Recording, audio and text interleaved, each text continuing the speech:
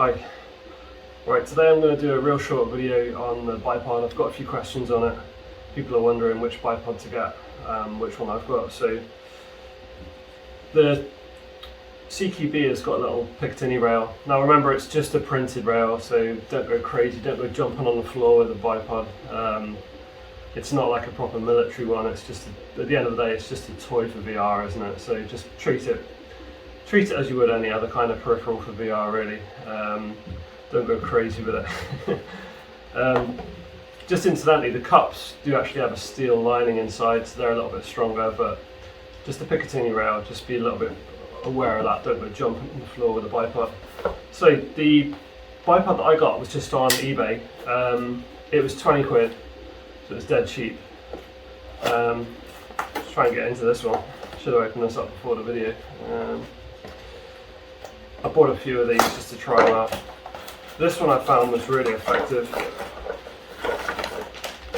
Basically you get the bipod and a little Allen key. Now, the thing I liked about it was it had a quick release on the Picatinny rail, so you can put it on your stock and then release it quite quickly with your thumb. I thought that was quite a nice option. So I'll just show you now what it's like. It'll fit. Oh yeah, fit it straight on. It's also got these little buttons on the side, so you can angle the grip. Now you can see the main problem I have is they've over-engineered it. They've thought, well, for this bipod I'm going to make it so it can move in all angles. I can set it to different degrees and you can swivel it like this, which might be okay if you're shooting a regular rifle and you can see everything. But in VR, the last thing you want is this thing dicking around like this. That's just annoying, and that will happen because you can't really see what's going on. So what I did is, it's got a spring in it, and you see the spring came out on the bottom. I jibbed all that off, and what I did is I made my own mod, and I put this on Thingiverse for you, so I'll put the link in the description for it. Or if you contact me when you buy a CQB, I can always put one on the post for you.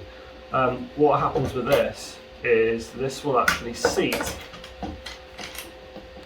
If I can pull it on, it will clip over the top, and then this should clip straight on.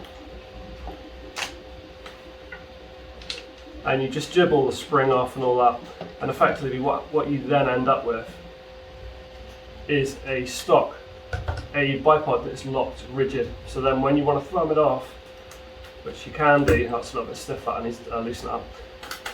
You can thumb it on and off easily without the whole thing spinning around. And when you're in VR, it's a real ball ache when that happens, because you're half blind with your headset on and you're trying to think, where's the release, and the thing's spinning around. So that's perfect, that's all you need. You can change the angles of these if you need to.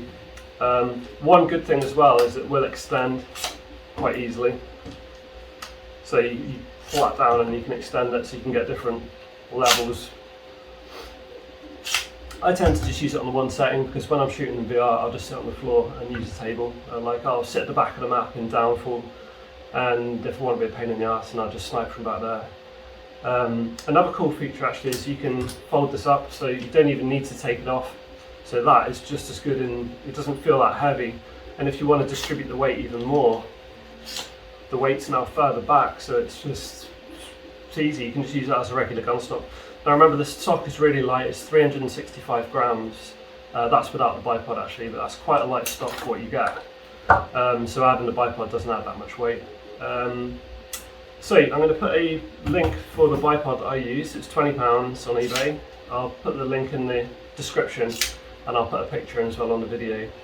The bipods, you don't really use them that much, to be honest. It's very situational. I use them in downfall, in onward, and I'll use them also in the battle royale, the larger battle maps in Pavlov, the ones where you face off across the maps against like 2 teams of 10 or something like that, and you can snipe with the bolt action or the big Barrett, the big 50 caliber. That's brilliant for that, because that's really hard to keep steady at long range.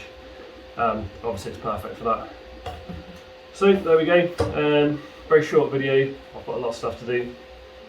Happy hunting.